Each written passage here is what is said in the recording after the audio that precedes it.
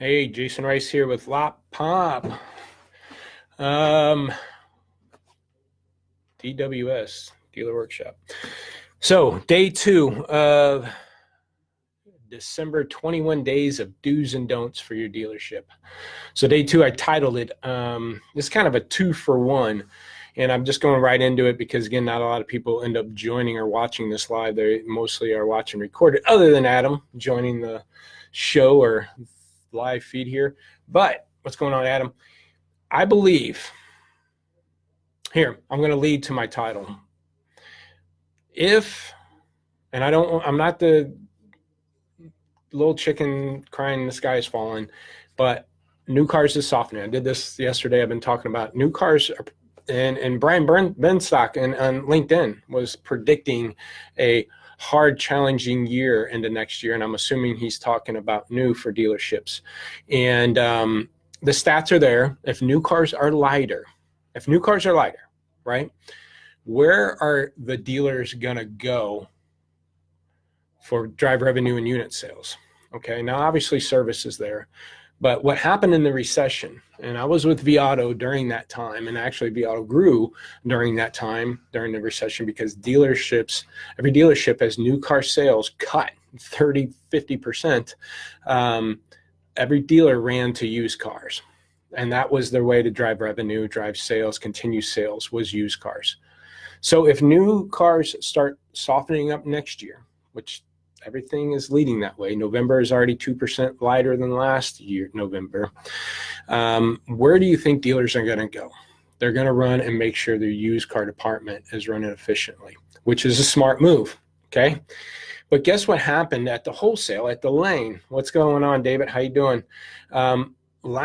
During that recession and during that period of time, the lane was going crazy, because then a lot of guys are going, well, why are these cars going so high? No one's buying anything. We're down 50% new cars and da-da-da, because everybody ran to used, and then wholesale values went up. And, this year we got lucky. Everybody was predicting, even myself, that wholesale values would drop due to influx of lease returns.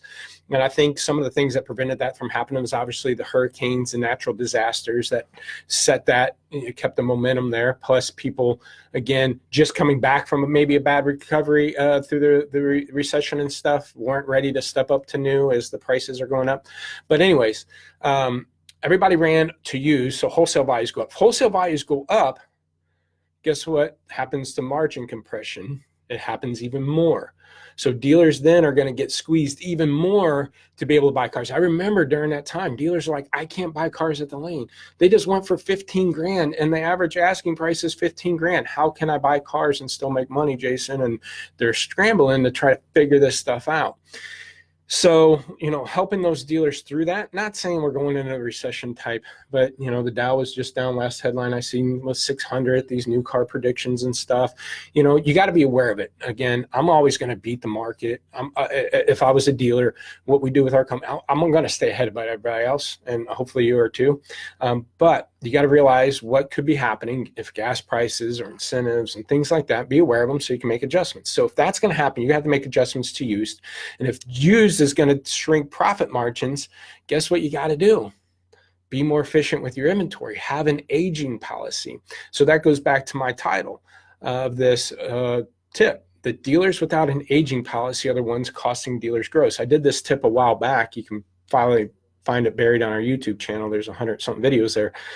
But I strongly believe that the dealers that do not have a 60-day aging policy are the ones that are costing dealers gross. Dealers, we want to, complain about Viato costing us gross, or other inventory, or market-based pricing and internet, and the customers being more educated. All this is costing us gross, which is probably true. But if you take a car and you're going to price it in the market, and you're going to look at the competitive set of the cars that you got to compete against, I guarantee you a high percentage of those top 5 cars are aged cars on other dealers' lots. If that dealer didn't have that 120-day-old car that he's blowing out at that price, what would the average retail market price be? It would be a lot higher. And if you look at, again, a high percentage of these cars in our competitive set that we got to compete against, there's probably one dealer for every 100 out there that take a fresh car and price it at 95 or 93% day one. Most of them are 100, 98, 97. They'll have a few cars that they're blowing out, but a majority of the time, the competitive set are cars that are 60, 70, 80, 90, 120, 200 days old. And that dealer's complaining, going, man, by the time I sell this, I got to go lane and pay more money for this car. Well, not if you wouldn't held on it for 120 days, right? And so if everybody had a 60-day age policy, everybody can buy and sell at pretty much current market values, right? You don't have that guy that had a 120-day-old car that's pricing it at 87% to blow it out anymore. And so, you know, when you have a fresh car, 2-day, 20-day-old car, and you're looking at that competitive set and you see a handful of these that are age cars at 89, 90% of the market, you got to do one of two things. You either got to drop your price and compete against that guy, or sit and wait until your price becomes more relevant. And as you sit and wait and these cheaper ones are blowing out, next thing you know, your car's 45, 50 days old. And now you're really competing now because you have an aging policy, you're competing against this guy who has a 120-day-old car. But again, if he did not have that 120-day-old car, if every dealer would stick to a 60-day age policy, I guarantee grosses would go up for dealers, because you're buying and selling current market values or as close as possible without having a 30-day aging policy. So that being said, have an aging policy is the tip for today. Have an aging policy. I would prefer you to have a 60-day aging policy where 45 is your new 60. I know, again, you know, Viato and Dale's coming out with some new metrics and a new way of strategy where you don't run your inventory by the calendar. You run it by how you own it. The cars you own wrong, get rid of them sooner, versus the cars you own right, you got a little bit more time. But I guarantee you don't, it's a depreciating asset. He's not advocating for you to hold on to cars for 120 days, especially the wrong cars. Maybe the right cars you can hold out a little bit longer, but not the wrong cars. And I would say 80% of your inventory you're going to want to move within I would say 50% probably you want to move within 30, 45 days, another 25%, 60 days, and then maybe 5-10% of these cars that you can hold out, that Lifted Raptor, the one owner 50,000 mile 10-year-old car, that $3,000 old car that you're still making $1,000 on, that you can hold out because you're not using that $3,000 to reinvest it at the lane. You can hold out on that car. You got about 10 or 15% of your inventory you can allow to bleed through. But again, that's the tip.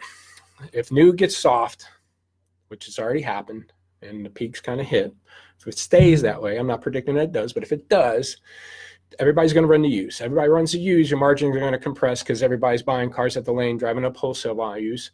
And a lot of people don't have an aging policy, still driving prices down on the retail end, higher than what you're paying at the lane sometimes.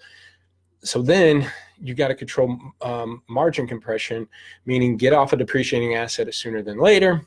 Then if that's the case, again, you got to have an aging policy for that. So hope that's helpful. Again, another tip for the 21 days of do's and don'ts in your dealership, Monday through Friday for the month. We're going to do these. If you want a free inventory evaluation, go to lotpop.com. There's a form there. Click the form. We'll do a free inventory evaluation, a little calendar, pick out a day and time to do a go-to meeting, and we'll go through and help you evaluate your inventory. I don't like calling it a demo because during that session, we're going to go through your inventory, find issues and things that you can do today to make adjustments with or without our services. So it is a total free evaluation. YouTube channel, all these videos and tips go to YouTube. They also get uploaded into podcasts. So iTunes, SoundCloud, if you don't have Apple, all these tips are, and hundreds of them are on podcasts. So give me a call, 844-LOTPOP4, jrice@lotpop.com, or just visit us at lotpop.com. Thanks for your time.